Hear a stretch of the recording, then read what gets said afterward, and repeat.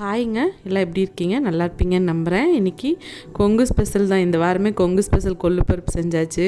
இது கொங்கு ஸ்பெஷல் தான். அதாவது எல்லா பக்கம் செஞ்சாலுமே இங்கே கொங்கு ஸ்பெஷல்னு ஏன் சொல்கிறேன்னா, நல்ல விசேஷங்கள் நடந்தாலும் சரி, கெட்டது நடந்தாலும் சரி, இது வந்து செய்வாங்கங்கிற மாதிரி. எடுறா அந்த கோதுமை ரவையை அது உடனே போடுங்கடா அப்படிங்கிற மாதிரி தேங்காய் சட்னியோட, தயிரோட, வெறும் ஊறுகாய் வச்சு, சாம்பாரோட. இங்கே வந்து கொங்கு ஸ்பெஷல் ஒரு பச்சை கலர் குருமான்னு சொல்லி, பச்சை குருமானே சொல்லி பழகிட்டோம். அது உருளைக்கிழங்கு குருமா. அந்த குருமா கூட எல்லாம் செம்ம அல்டிமேட்டாக இருக்கிற மாதிரியான உப்புமா தான். இந்த மாதிரி செஞ்சு கொடுத்து பாருங்கள். பிடிக்கலன்னு சொல்கிறவங்க கூட இது பண்ணுவாங்க. நம்ம வீட்டில் 3 நேரமும் தயிர் உப்புமாவும் கொடுத்து ஊறுகாய் கொடுத்துட்டா போதும், கப் சிப்புன்னு சாப்பிட்ற ஆளு இருக்காங்க. இதுக்கு வந்து நான் சின்ன வெங்காயம் ஒரு கையளவுக்கும், ஒரு சின்ன மீடியம் சைஸ் பெரிய வெங்காயமும் கட் பண்ணி எடுத்திருக்கேன். அதை வந்து கடாயில் தேங்காய் எண்ணெய் வந்து இதுக்கு ஸ்பெஷலுங்க. தேங்காய் எண்ணெய் விட்டு செய்யும்போது மணமும் ஃப்ராக்ரன்ஸும் சூப்பராக இருக்கும், டேஸ்ட்டு வைஸும் சூப்பராக இருக்கும். சின்ன வெங்காயம் பெரிய வெங்காயம் கடுகு போட்டு தாளிச்சதுக்கப்புறமா கொஞ்சமாக கடலைப்பருப்பு உளுந்து பருப்பு போட்டு, அதுவும் ரொம்ப செவந்துராமல் பார்த்துக்கிட்டு, இந்த சின்ன வெங்காயமும் பெரிய வெங்காயம், பச்சை மிளகா ஒரு 4 பச்சை மிளகா, 4 காஞ்ச மிளகா 2 போட்டிருக்கேன், கருவேப்பிலை கொஞ்சம் போட்டிருக்கேன். அது கூட அது நல்லா வதங்கிறதுக்காக கொஞ்சமாக உப்பு போட்டு வதக்குனதுக்கப்புறமா மீடியம் சைஸ் தக்காளி, நான் வந்து கொஞ்சம் ஓரளவுக்கு பெரிய சைஸ் தாங்க, அந்த தக்காளி எடுத்து பொடியாக கட் பண்ணி போட்டிருந்தேன். இதெல்லாம் வதங்கிறதுக்காக கொஞ்சமாக மூடி போட்டு மூடி வச்சுருந்தேன். அது நல்லா மசிஞ்சிருச்சு தக்காளி. அதுக்கப்புறமா நான் வந்து 1 கப் ரவை எடுத்திருந்தேன். அந்த 1 கப்புக்கு வந்து 2 கப் தண்ணி ஊற்றுறேன். ஏன்னா நம்ம வீட்டில் வந்து ட்ரையாக இருந்தால் பிடிக்காது. நீங்கள் வந்து ட்ரையாக செய்யணும் அப்படின்னு நினச்சிங்கன்னா இது தண்ணியோட அளவை குறைச்சிக்கங்க. நான் வந்து 2 கப் தண்ணி ஊற்றிருக்கேன். அந்த கப்புக்கு 2 கப் தண்ணி ஊற்றிருக்கேன். இது வந்து நான் எடுக்கிற பதத்துக்கு கரெக்டாக இருக்கும்.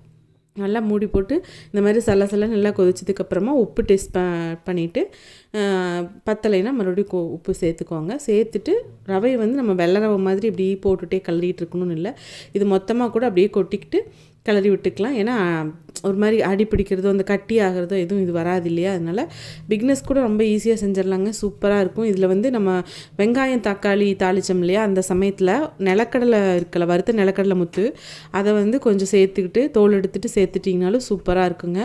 இங்கே வந்து பாப்பாலாம் சாப்பிட்றதுனால இன்றைக்கி நான் நிலக்கடலை முத்து இப்போ போடாமல் இருக்கேன். கரெக்டாக இருக்கும். மூடி வச்சு வேக வச்சிங்கன்னா அந்த தண்ணிக்கும் இந்த மாதிரி பதத்துக்கு வந்துடும். இதுக்கப்புறமா நான் வந்து மல்லித்தலை கொஞ்சமாக எப்பவும் போல் மலைச்சாரல் மாதிரி தூவிக்கிறேன். தூவி அதையும் நல்லா கிளறி விடுறதுக்காக கொஞ்சமாக கொஞ்ச நேரம் சிம்மில் வச்சுட்டு, ரொம்ப சிம்மில் வச்சுட்டு மூடி போட்டு வச்சிங்கன்னா அதுலேயே அந்த புழுக்கத்துக்கே வந்து நல்லாவே கொஞ்சம் ரவை வந்து நல்லா பெருசாயிரும்.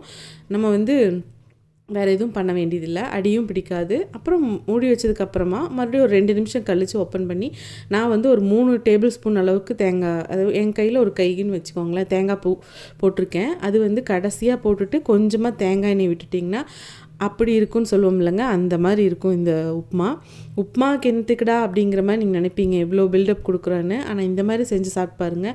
இது கூட நான் அந்த குருமா ரெசிப்பியும் போடுறேன். தேங்காய் சட்னி அது எல்லாத்தையும் விட அடித்து தள்ளிட்டு இந்த குருமா செஞ்சு சாப்பிட்டிங்கன்னா சூப்பராக இருக்கும்.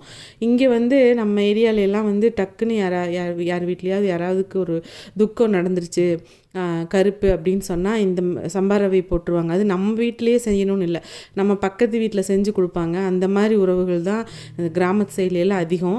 அந்த மாதிரி இது அதிகமாக சாப்பிட்டு அப்படியே பழகினதுனால என்னமோ இது ரொம்ப பிடிச்ச மாதிரி ஒரு டிஃபன் ஆகிடுச்சு. இது டின்னருக்கு தான் பண்ணியிருக்கேன்.